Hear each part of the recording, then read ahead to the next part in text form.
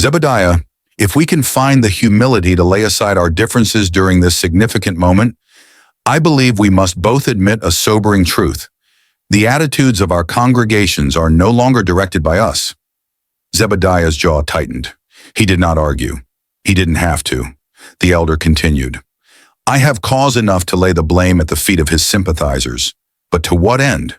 We face a common problem now. Jesus the Nazarene. He operates entirely outside our jurisdiction, unfazed by our laws, dismissive of our sacred traditions. He pushes the people into a realm of thought we do not recognize. It is alien to both our interpretations of Torah.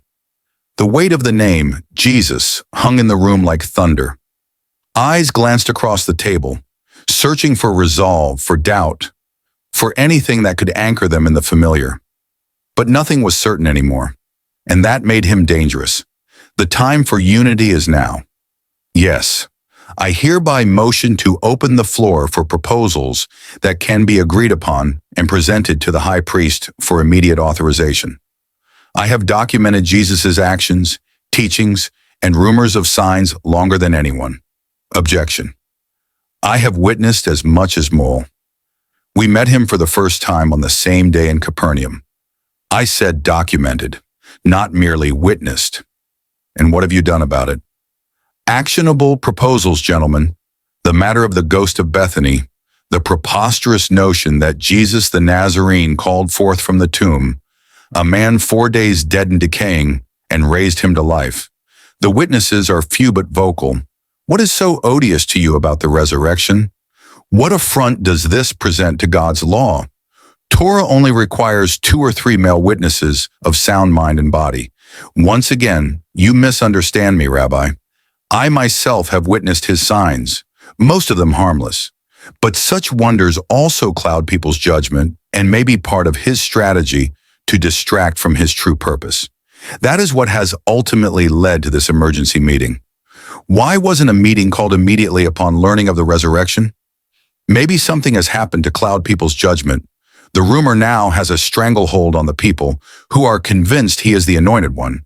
If they believe he can raise the dead, why wouldn't they assume he is the Messiah? Precisely. People believe Lazarus died and was resurrected by Jesus.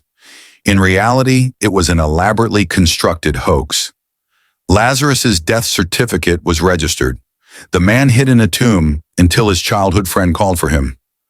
Registered with the city of Bethany's municipal coroner, signed by a notary.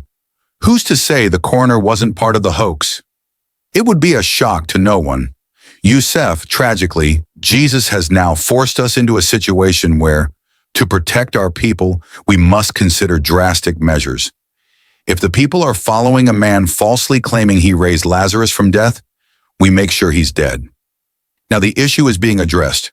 You're suggesting murder, Shmuel? I have always taken seriously the lives of our own, and I would never suggest such an act without extreme cause. But from the 3rd book of Moses, whoever blasphemes the name of the Lord shall surely be put to death. All the congregation shall stone him. This goes too far.